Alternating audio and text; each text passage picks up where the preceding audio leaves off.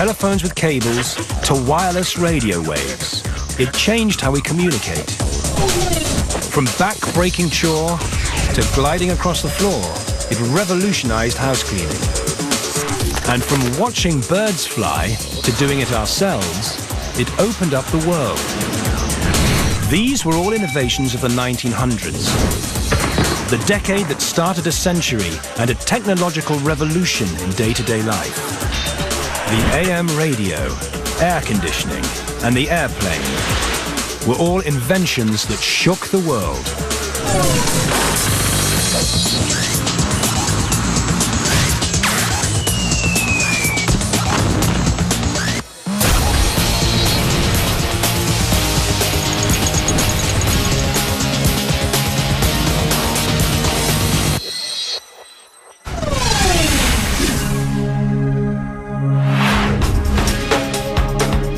We take for granted hearing the voices of people talking or singing, even if they're thousands of kilometers away.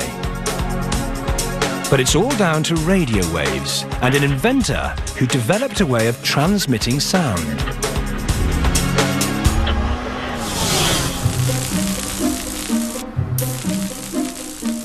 In the late 1800s, Reginald Fessenden was one of many scientists intrigued with the concept of spark gap transmission. He thought it could be the basis for the next great leap in communication. If only the sparks could generate waves of energy strong enough to carry the human voice. At the time, the idea of sending a message wirelessly was revolutionary. The telephone had only recently been invented and required cables to carry a signal. And so did the telegraph when it sent out messages in Morse code. But demand was growing for communication that didn't need wires, especially in the shipping industry. The problem with maritime transportation in terms of communication is that once a vessel leaves the port, until it reaches its destination or at least approaches land at a very short range, it's unable to communicate. So there's an understandable desire for safety reasons, for commercial reasons, to be able to communicate wirelessly with these vessels. To transmit a voice across an ocean without using wires would be a huge breakthrough, especially if it was invented by a man such as Fessenden, who didn't even finish high school. As a young man, he worked for Thomas Edison, laying cables under the streets of New York. He worked in literally digging ditches, but because he was clearly one of the brighter people in that crew, he soon achieved a promotion and was eventually hired by Edison's own lab, and very quickly was appointed Edison's chief chemist. Fessenden proved to be naturally brilliant at everything, from chemistry to electrical engineering. His brilliance also came to the attention of another big name, Westinghouse, where he worked using electromagnetic radiation on instruments such as X-ray machines. He was lured by George Westinghouse himself to what is now the University of Pittsburgh to run the electrical engineering department there. Fessenden realized electromagnetic radiation could be the key to a breakthrough in wireless communication. A few decades earlier, scientists had discovered that electromagnetic radiation was everywhere and produced invisible waves of varying lengths and frequencies, everything from X-rays and gamma rays to radio waves. Fessenden wanted to use radio waves as a type of highway to carry a voice signal. In order to do so, he would have to create radio waves artificially, because the slow-moving voice signal needed a starting point where it could be linked to a speedier radio wave. That was why Fessenden wished to use spark gap technology to create artificial radio waves. It's two balls, and a charge is built up between the two balls. So literally, a spark will go from one electrode to another that causes an electromagnetic wave to be emitted. It's invisible, but it can be very powerful. But there was a problem. Radio waves produced by the spark method faded quickly, so were not able to carry understandable voice signals. It also made a dreadful noise. Because essentially spark gaps create artificial static. That's exactly what they are. His reports from 1899 indicated that he heard very little except sparking. While Fessenden pondered how to solve this problem, a European made headlines around the world. On the 12th of December 1901, Marconi transmitted a wireless signal across the Atlantic using Morse code. But the achievement of Marconi didn't deter Fessenden from his own objective.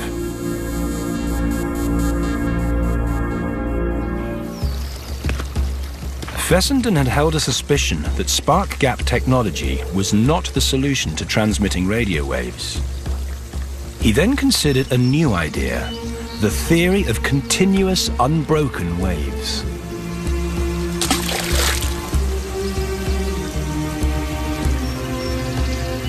He understood that if he just kept throwing the rocks in, it would approximate waves that never stop.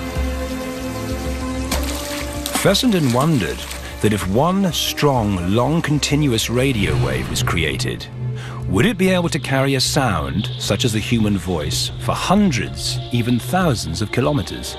A continuous wave is very simple. It contains a constant amplitude. That is, the distances between the tops and the bottoms of the peaks is exactly the same. Fessenden thought it might be possible to create a continuous radio wave using an alternator, which turns mechanical energy into electrical energy. But to do so, he would need a machine hundreds of times more powerful than any alternator available at the time. And this was a formidable problem for engineers. He wrote probably the greatest electrical engineers in the world at General Electric, asking them if they could build such a device, and they told him they could not, but they would work on it. In the summer of 1906, General Electric delivered a high-powered alternator. But even this machine wasn't powerful enough, so Fessenden spent months making adjustments to produce an even stronger electrical current. Finally, he was ready to test his theory. He connected the alternator to a microphone at one end and to the world's largest antenna at the other. This was Fessenden's theory. A person would speak into the microphone, creating sound waves. The sound waves would then travel on the much stronger, faster-moving radio waves created by the alternator. The alternator would then send this composite or modulated wave to the antenna, which transmitted it to a receiver in some faraway place. It's much like a hitchhiker getting onto a bus at the transmitter and then getting off the bus at the receiver.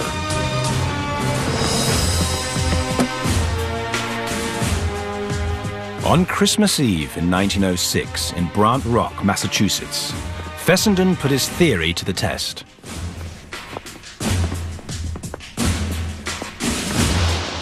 Hundreds of kilometers away in the Atlantic Ocean, ships received a message in standard Morse code.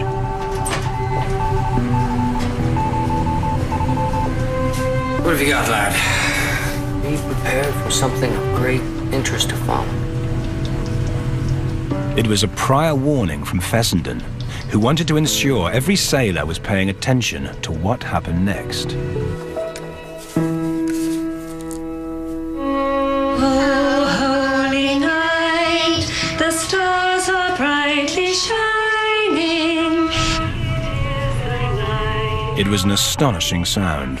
For the first time ever, a voice was transmitted over a great distance without cables or wires. Fessenden had successfully transported sound on a continuous radio wave, a theory called amplitude modulation, or AM radio. Far earlier than any other wireless inventor, Fessenden understood how AM radio was going to work. It wasn't until the 1920s, however, that the broadcasting boom began to take off, but it spread like wildfire, faster than probably any other technology has ever spread, including the internet. Fessenden didn't become rich or famous from his invention, but there was one victory. His Italian competitor, Marconi, had to admit that Fessenden was right and subsequently bought a license to use his patent.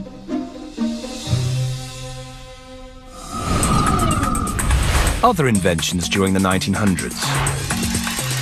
1903, the electrocardiograph, or ECG, records the heart's electrical impulses and diagnoses without surgery. It transformed medicine, and its inventor was awarded a Nobel Prize. 1901, fingerprinting, a signature that can't be forged, that became the method of identification. And 1908, cling film, clearly indispensable in the kitchen. The food for the entire meal was taken right out to the patio, well protected.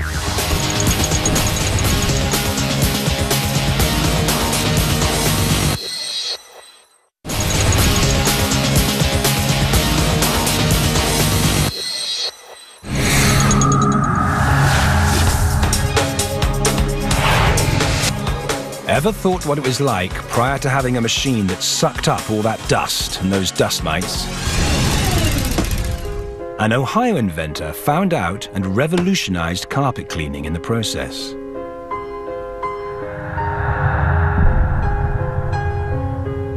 In 1907, James Spangler had a tough job. He was the night janitor at a department store. But there was a big problem. Spangler had asthma, and the rugs were very dusty.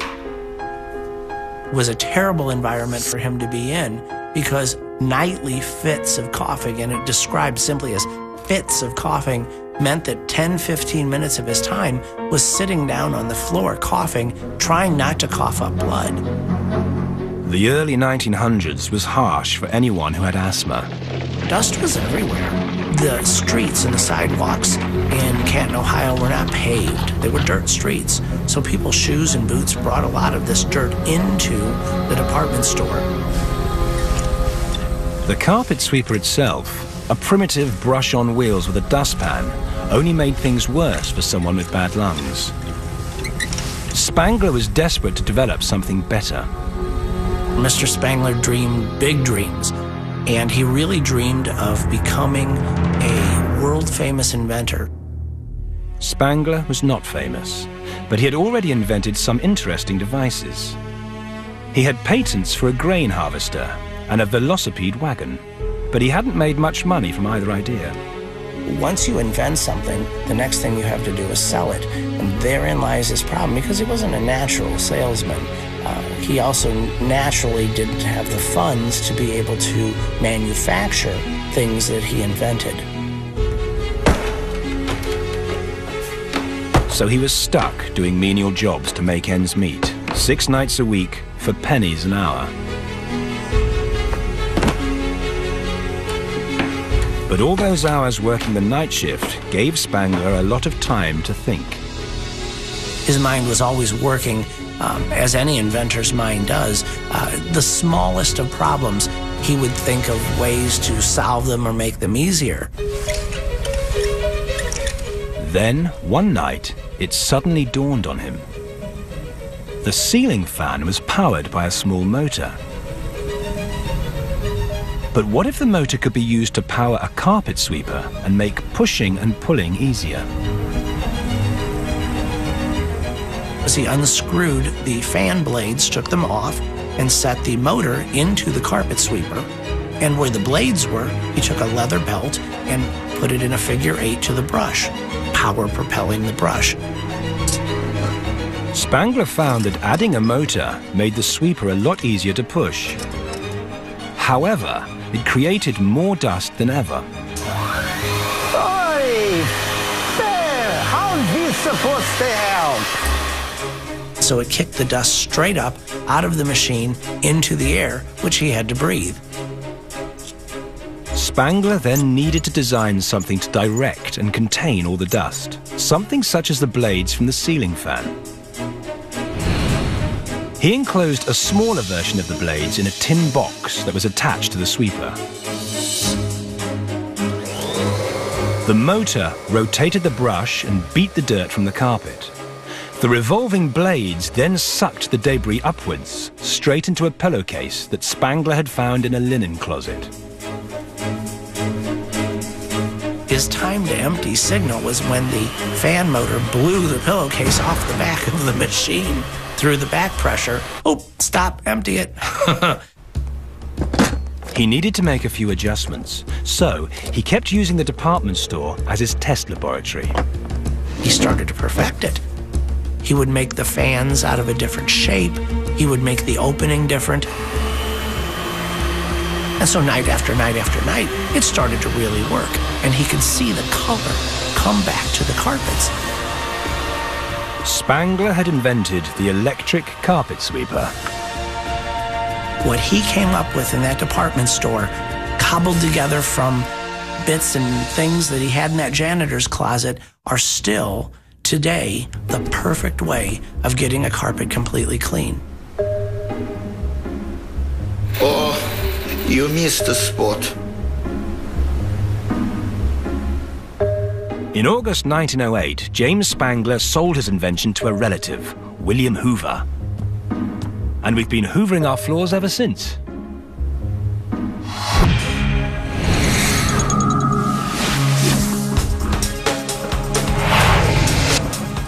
Controlling indoor humidity was once just a crazy idea, as impossible as stopping the rain falling or the sun shining.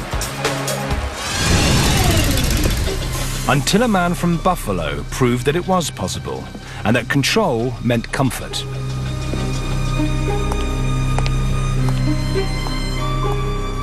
In 1902, Willis Carrier was a keen young electrical engineer working for a heating and ventilation company. On one muggy summer morning, he was at a job. Carrier believed that you could do anything in life if you set your mind to it. He really believed in hard work. The job was at a high-quality publishing company. Extreme heat and humidity were ruining the paper as it went through the printing machines. Sackett-Wilhelms was a publishing company that published in color, and it was important for the paper to go through the printing presses the same way each time to take on a new color. The damp air was making the paper swell and shrink, so it was a different size every time it went through the machine. This meant the colors didn't align. Carrier's assignment was to work out how to make the room's temperature and humidity remain constant.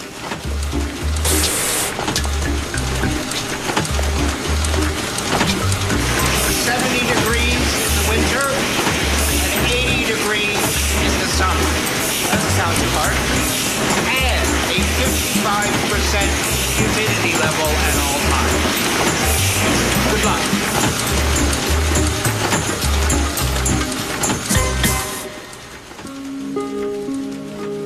Temperature control had been done, but nobody had ever developed a safe and reliable way to control the exact percentage of humidity in a room. Carrier became obsessed about how to make a room less humid without making it too dry. One of Carrier's interesting personality traits was that he had tremendous focus. When he was thinking of an engineering problem, he couldn't be distracted by anything else. That meant that he often forgot everyday details of life. And everyone had a story about Carrier's famous absent-mindedness. When he was thinking about engineering, he thought of nothing else. Once when he was traveling, he opened his suitcase to discover he had packed only one handkerchief and had nothing else in the suitcase.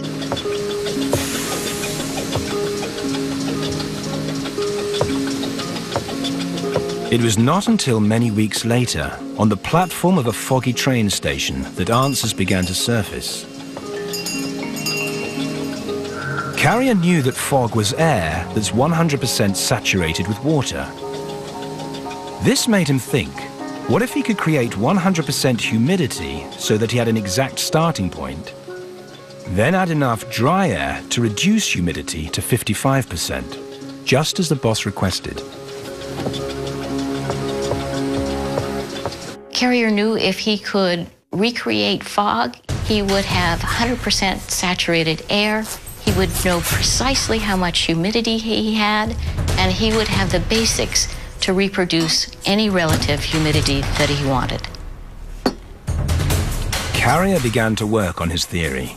He built a box in which he could trap air and control what happened to it inside. He then gathered together a couple of fans, a garden sprayer, and heating coils. He used one fan to suck the hot air into the box. He then lowered the temperature of that air with a fine spray of cold water.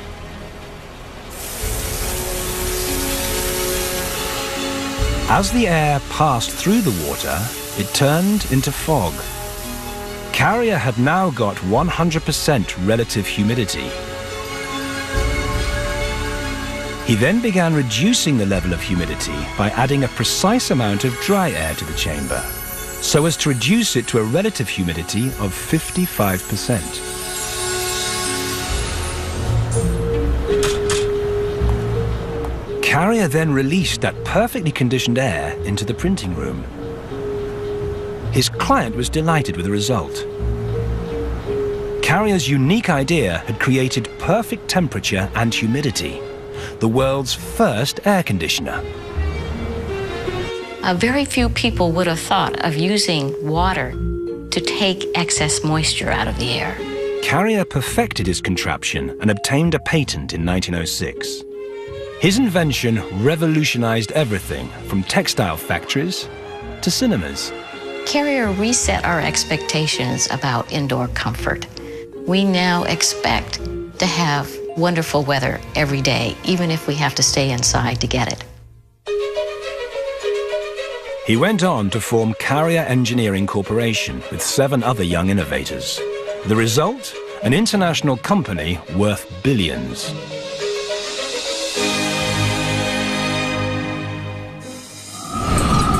Other inventions during the 1900s.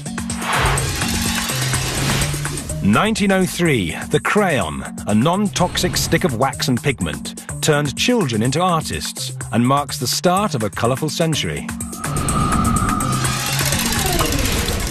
And 1908, nicknamed the Tin Lizzie, the Model T Ford rolled off the assembly line and introduced mobility to the middle classes.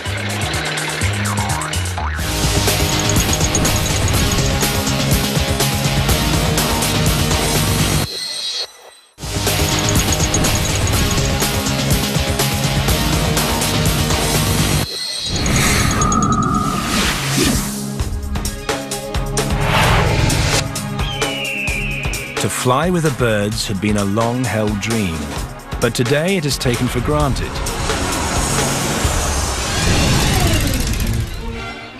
And it was all due to the genius of the Wright brothers. 1896, Dayton, Ohio. Wilbur and Orville Wright built and sold bikes, but were also known for being incredibly helpful around the town. If you'd lived next to the Wright brothers in Dayton in 1896, 1897, you would have thought of them as great guys, honest as the day is long, but you never would have picked them out as 2 people who were going to change the world with the invention of the airplane.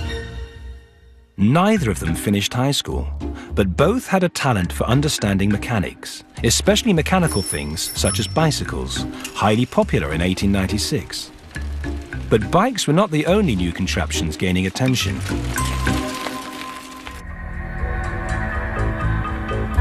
Around the world, inventors were trying to build and fly gliders. The most famous was Otto Lilienthal of Germany.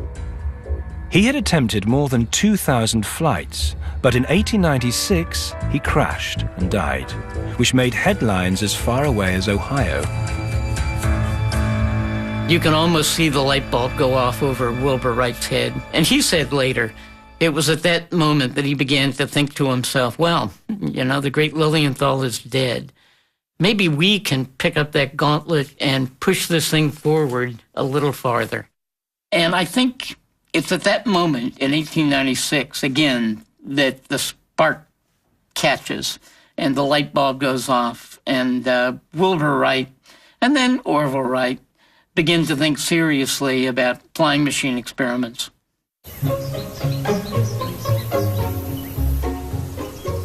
Wilbur and Orville believed it was sensible to follow Lilienthal's idea of trying to control a glider before trying to build a plane with a motor. And the two brothers already knew how to control motion from their work with bicycles. If you think about a bicycle, you have to lean into a turn with a bicycle.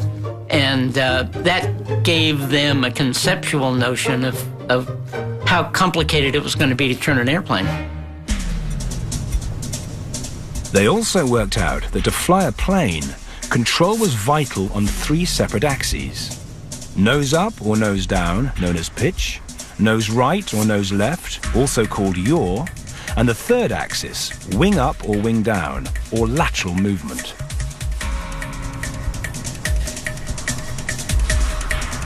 The tough one was, how do you control an airplane like this? Birds were obvious master of that difficult lateral movement, banking effortlessly on currents of air. The Wright brothers noticed birds change the angle of their wingtips to create lateral motion, known as wing warping.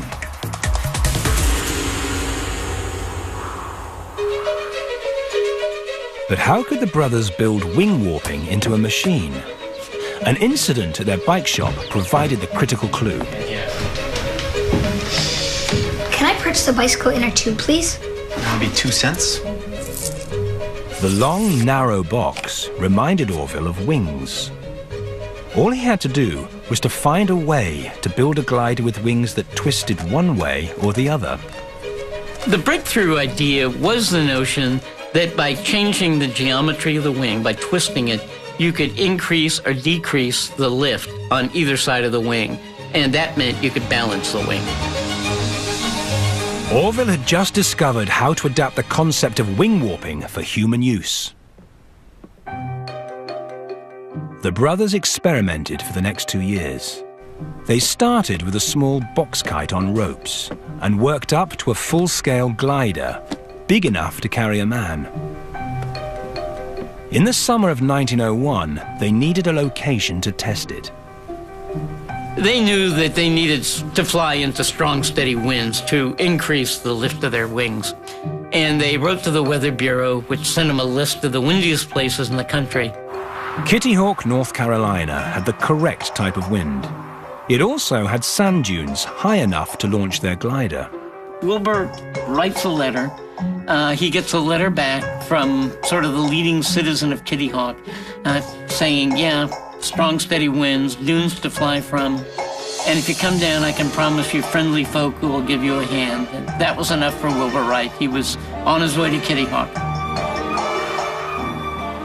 Orville posed with their strange-looking invention, nose pointing upward with huge wings and no tail. First, they tested it without a pilot, checking the wing warping using control ropes from the ground. The results were encouraging. Then Wilbur, the eldest brother, prepared to test it in the air. What you have to remember is that what these guys are doing is inherently dangerous. This not only took intellectual brilliance, but it took real physical courage. Wilbur launched himself into the unknown and reached an altitude of 122 meters. And it turns out to be just an extraordinarily frightening experience. But Wilbur was almost killed because the glider tended to spin out of control. The machine would do all sorts of squirrely things.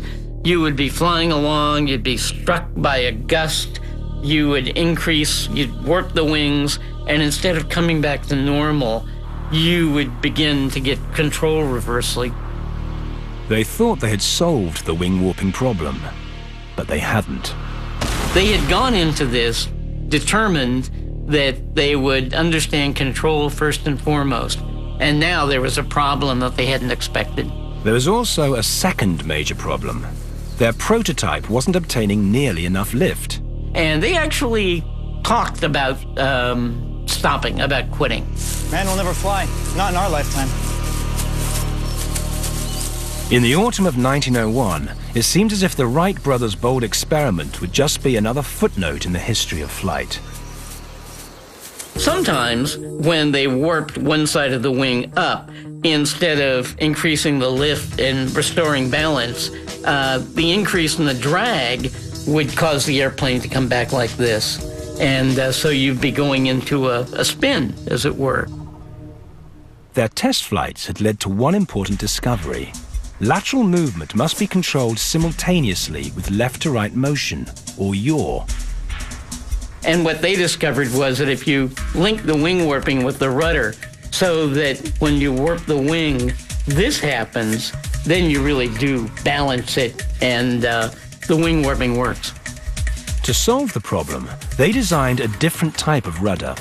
Instead of the original fixed rudder, the next would be movable, so when wing warping put the plane into a spin, it would compensate.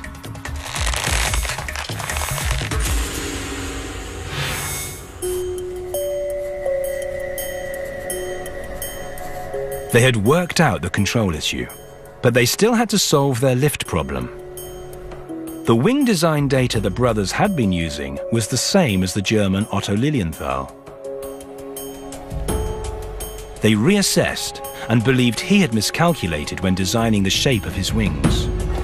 So, they built a wind tunnel to calculate their own data. It was a wooden box about 6 feet long with a fan on one end. The ingenious part, the brilliant part, was the balance that went inside the wind tunnel. It was made out of hacksaw blades and bicycle wire, and you pin these little model wings onto it. This is a thing that you can hold in the palm of your hand, and yet, when you run wind over the model wing that's mounted on the balance, a little needle at the bottom of the balance pops out the number that you need to calculate the coefficient of lift or drag. They spent months testing 200 different wing shapes to determine which shape would provide the best lift. Their tests revealed that making the wing thicker at the front so it tapered like a teardrop at the back decreased air pressure above the wing and increased pressure below the wing, a design that maximized lift. And it's when you see how they've done that kind of thing that you begin to realize that these are no ordinary lucky bicycle mechanics. These guys are engineers of genius who have a clarity of vision that's extraordinary. In the summer of 1902, the Wright brothers went back to Kitty Hawk, keen to test their new improved glider. Well, the brothers must have been apprehensive. They knew that the airplane was, in fact, very difficult to control, and that what they were doing was really tough. But the latest glider worked magnificently. It had great lift, and the wing warping, along with the new movable rudder, worked superbly. 1902 is a wonderful year for them, because now everything's in place. They can make glide after glide after glide after glide. They are in pretty much control of the airplane now, the glider, and they know that this is it. They have now moved beyond anybody else. The following year, they went further. The brothers unveiled the Flyer, a motorized version of their glider. They had added a petrol engine built in their bike shop and wooden propellers they had designed and carved.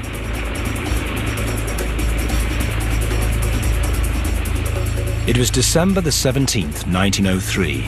A small crowd gathered on the dunes at Kitty Hawk. Orville clambered aboard as the spectators held their breath.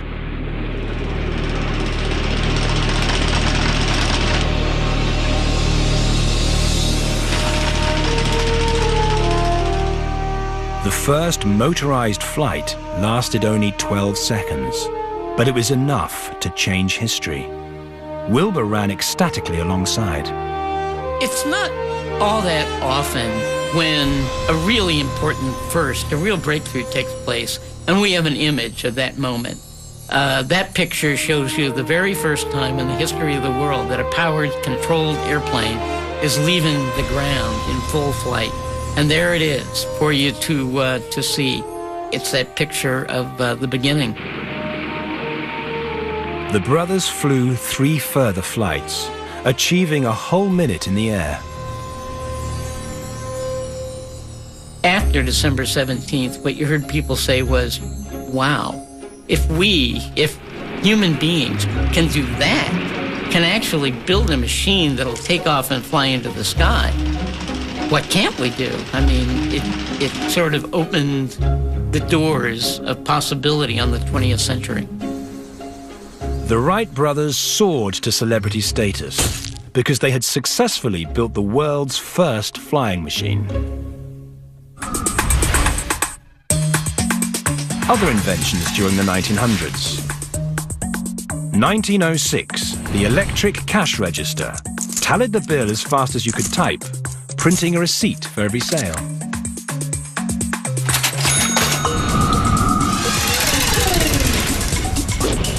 And 1901, the flamethrower, a terrifying weapon that spewed out flammable liquid at high velocity.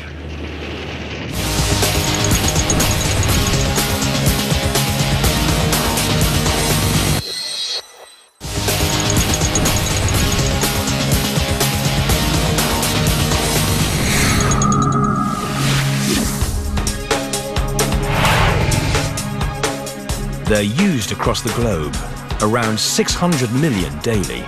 That's a lot of disposable razors, and a lot of people who'd start their day differently if it wasn't for a salesman who became tired of knocking on doors.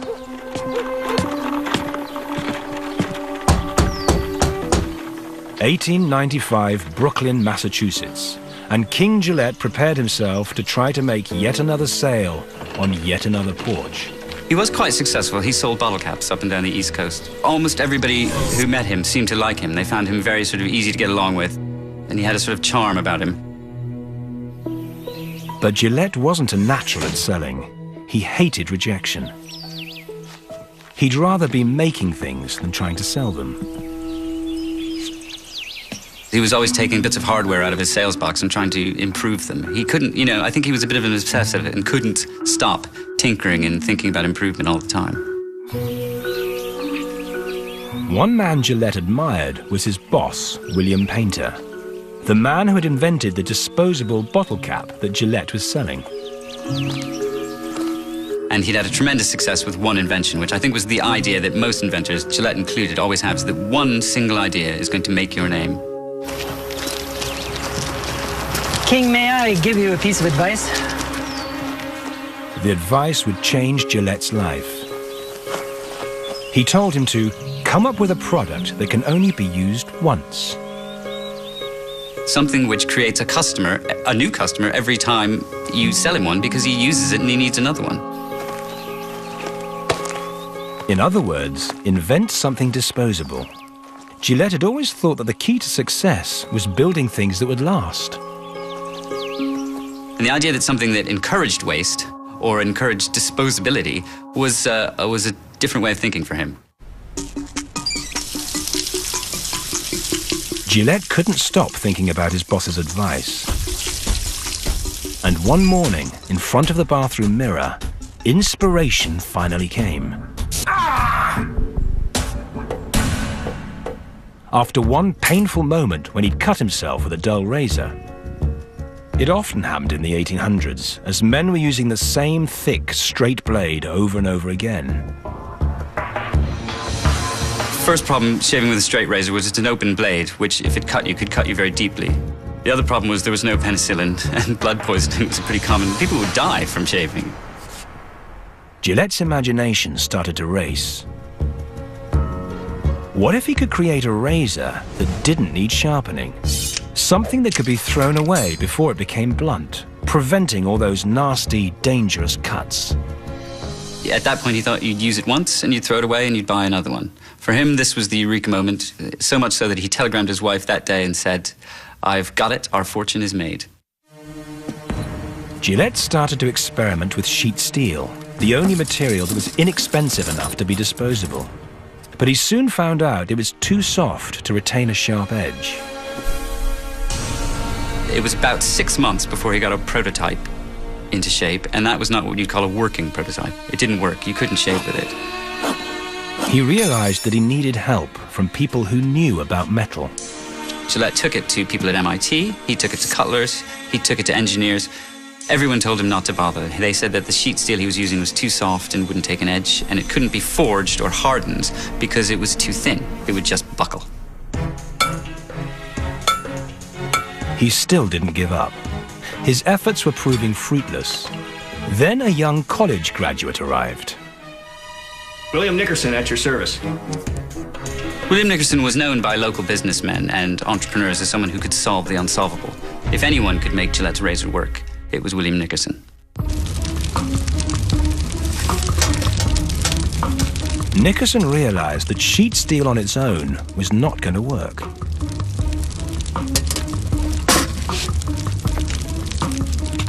His first idea was to somehow get the metal to cool uniformly, so he interleaved the sheet steel with iron plates.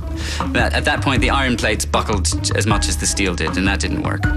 He tried to perforate each blade with a strange pattern that would relieve the lateral stresses as it cooled, and that didn't work either. But one day, the solution became clear. How about sandwiching, using sheet steel between other types of metal, similar to the filling between slices of bread?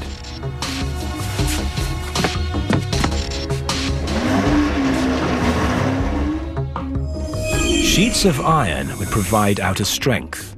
Sheets of copper would conduct heat. And in the middle, a thin layer of sheet steel for the blade. The blades could then be heated and cooled without buckling. The result was a piece of metal thin enough to be a blade, strong enough to hold a sharp edge, and cheap enough to be mass-produced and disposable.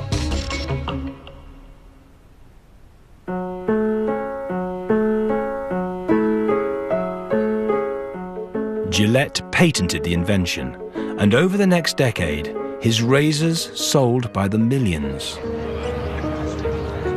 On entering World War I, the US government supplied its soldiers with Gillette razor kits because a close shave guaranteed a tight-fitting gas mask and increased the men's chances of surviving a gas attack. Gillette was the last of a breed of people, or among the last of a breed of people, who came up with a single idea, started a company, started manufacturing it, and became rich. Gillette, the man that changed shaving, and who is still a household name over a century later.